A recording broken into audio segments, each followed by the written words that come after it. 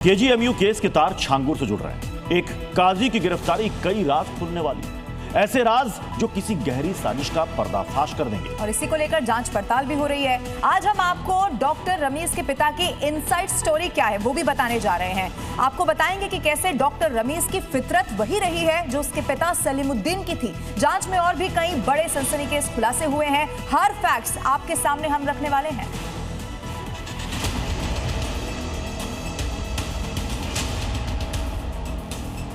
KGMU case में twist, mastermind काजी की तलाश,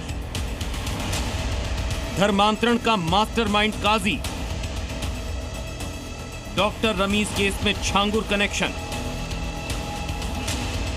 केजीएमयू में जो हुआ अब उसके राज खुल रहे हैं। कट्टरपंथ, ब्लैकमेलिंग और धर्मांतरण के जहर की पूरी कहानी अब सामने आ रही है। दरअसल कट्टरपंथ के डॉक्टर रमीज को जहरीली फितरत कहीं ना कहीं विरासत में मिली। पता चला है कि डॉक्टर रमीज के पिता सलीमुद्दीन ने दूसरी शादी पंजाबी महिला से की थी। आरोपी डॉक्टर रमीज पहली पत्नी का बेटा है। यही नहीं, सलीमुद्दीन ने 2 शादी की। यह खुलासा भी अब हुआ है। एक पत्नी सहारनपुर की है और दूसरी खटीमा की। काजी सैयद जाहिद हसन इस पूरे खेल में सलीमुद्दीन का साथ देता था। डॉक्टर रमीज के अलावा सलीमुद्दीन की और कोई संतान नहीं है। सलीमुद्दीन ने पहली पत्नी खतीजा के होते हुए दूसरी शादी की थी। इसकी दूसरी शादी करीब 30 से 35 साल पहले हुई थी। दूसरी महिला ही पंजाबी बताई जा रही है। उसका भी धर्म परिवर्तन कराए जाने की बात सामने आ रही है। रमीज दूसरी पत्नी यानी खतीजा का ही बेटा है। एक और सनसनीखेज खुलासा शारिक खान को लेकर हुआ है। शारिक भी इस धर्मांतरण गैंग का सक्रिय सदस्य रहा है। उसने भी कई गुनाह किए हैं। जांच में हुए खुलासे के आधार पर पुलिस अब उन लोगों तक पहुंचने की कोशिश कर रही है जो इनके शिकार बने। लेकिन पुलिस को सबसे सरगर्मी से तलाश है काजी और शारिक की।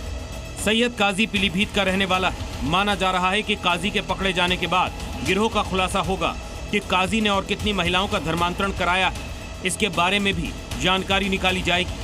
बात अयोध्या की भी करते हैं, जहां उस वक्त हड़कंप मच गया जब एक मुस्लिम शख्स ने राम मंदिर में नमाज पढ़ने की कोशिश की। आनन फानन में मौजूद सुरक्षा बलों ने उसे हिरासत में ले लिया और उसके बाद पूछताछ शुरू की गई। कट्टरपंथी का कश्मीर से लेकर अजमेर तक का कनेक्शन सामने आया है। इसके तह तक पहुंचने के लिए जी न्यूज की टीम जम्मू कश्मीर के शोपियां पहुंची और ये पता लगाने की कोशिश की कि ये शख्स अयोध्या क्यों आया और ये किसके कहने पर अयोध्या पहुंचा, मंदिर में आखिर वो अंदर क्यों गया और नमाज पढ़ने के पीछे की मंशा आखिर क्या थी। अपनी इस रिपोर्ट में हम इसी की पड़ताल करने वाले हैं।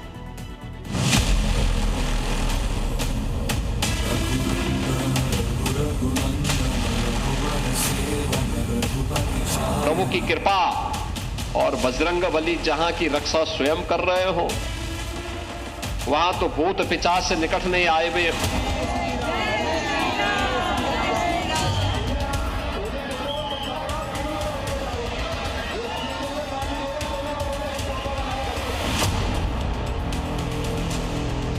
अयोध्या का राम मंदिर, हर दिन की तरह भक्तों का सैलाब, रामलला के दर्शन के लिए लंबी कतारें। लेकिन 10 जनवरी दिन शनिवार की शाम अचानक पूरे परिसर में हड़कंप मच गया। वजह, ये शख्स, नाम अब्दुल अहद शेख, उम्र 55 साल। अब्दुल अचानक राम मंदिर परिसर के दक्षिणी परकोटे पर नमाज पढ़ने लगा। तभी वहां मौजूद श्रद्धालुओं की नजर उस पर पड़ी। इसकी सूचना तुरंत सुरक्षा कर्मियों को दी गई। उन्होंने आनन फानन में नमाज पढ़ रहे इस शख्स को हिरासत में लिया। जब उसे नमाज पढ़ने से रोका गया तो वो समुदाय विशेष के नारे लगाने लगा। सुरक्षा बलों ने सख्ती से पूछताछ की तो पता चला कि अब्दुल श्रीनगर के शोपियां का रहने वाला है। फिर क्या जी न्यूज की टीम अब्दुल के घर पहुंचकर उसकी कुंडली खंगालने में जुट गई। इस वक्त हम शोपियां के गदापुरा इलाके में है, उस घर में है जहां अब्दुल अहद शेख रहते हैं। अब्दुल अहद शेख वो शख्स है जिसे कल अयोध्या में राम मंदिर परिसर में पकड़ा गया था, जब सीता रसोई के पास वो गेट नंबर 1 के पास नमाज अदा करने की कोशिश कर रहे थे। उसी वक्त यूपी पुलिस ने उन्हें पकड़ लिया और उसके बाद उनको इंट्रोगेट करने शुरू कर दिया। और यूपी में अलर्ट हुआ कि एक शख्स जो शोपियां इलाके का रहने वाला है वो इस मंदिर परिसर में नमाज कैसे अदा कर रहा है। जब जी न्यूज की टीम ने अब्दुल के परिवार वालों से बात की और उसके बारे में जानना चाहा तो पता चला कि अब्दुल मानसिक रूप से बीमार है। उसका इलाज चल रहा है। रक्साना जी क्या दलील मतलब ये कत पे द्राव यह द्राव कापरन पे कापरन क्या कर कापरन मे तत मालन बस बेमार बह नीस पे मालनो तोड़ ये मे सह तुल सुबह पे चाय कप चेथी योत अहन तो पत किस लजो तुम पता यह वाच रात नबर पे मैसेज तो अस लज पता बेस तत कार्ड द्रोमुत मगर दपान कि यह कित वोत अयोध्या कित वोत अहन अस तत पे पाई वोत कत पाठन तम नश बेखबर बेमार क्या दलील दिमागी टेंशन अच्छा दिमागी टेंशन कूता टाइम गो अमिस गई 15 वरी इलाज कत चलान अमिस रून वारुक इलाज चलान। कुछ ऐसा ही दावा अब्दुल के पड़ोसियों ने भी किया।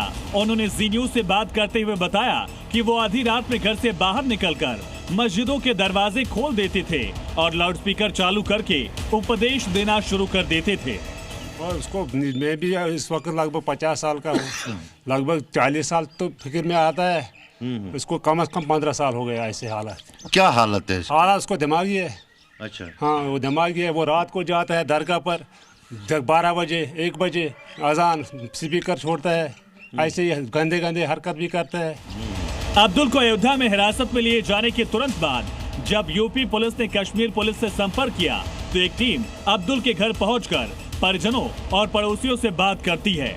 जो घर वालों ने बताया है कि वो मेंटली रिटार्डेड है और आज इनके घर का जो बेटे 2 हैं उसके अब्दुल अहद शेख के वो और उसके साथ साथ वो इनका उसका भाई और साथ ही वो सारे रिपोर्ट्स जो साइकेट्री हॉस्पिटल के हैं या उसके इलाज के हैं वो यूपी भेज दिए गए हैं जहां पर उनकी जांच पड़ताल होगी और उसके बाद अब्दुल अहद शेख का आगे का जो प्रोसीजर है वो तय किया जाएगा। भाई अब्दुल के इस कृत्य के बाद हिंदू समुदाय में आक्रोश है। विश्व हिंदू रक्षा परिषद ने मंदिर परिसर में मुस्लिमों की एंट्री पर बैन लगाने की मांग की। मैं मांग ये कर रहा हूँ कि इनकी पहले साजिश देखा जाए कि अकेले नहीं गए थे, विदेशी ताकतें निश्चित होगी। जिस तरह छांगुर की प्रक्रिया थी और जिस तरह से KGMCU में नामजद काजी सैयद जाहिद हसन की तत्काल गिरफ्तारी हो और राम मंदिर में नमाज पढ़ने की कोशिश करने वाले की जांच पूरा विधिवत होनी चाहिए। और राम मंदिर परिसर में जो गंदगी हुई है ये हमारे हिंदू समाज के लिए बहुत गलत है। ऐसी स्थिति में अगर सरकार आदेश करेगी तो हमारा अयोध्या के विश्व हिंदू रक्षा परिषद सभी पदाधिकारी पूर्ण रूप से गंगा जल से छिड़काव भी करेंगे, मंदिर को कायदे से साफ करेंगे।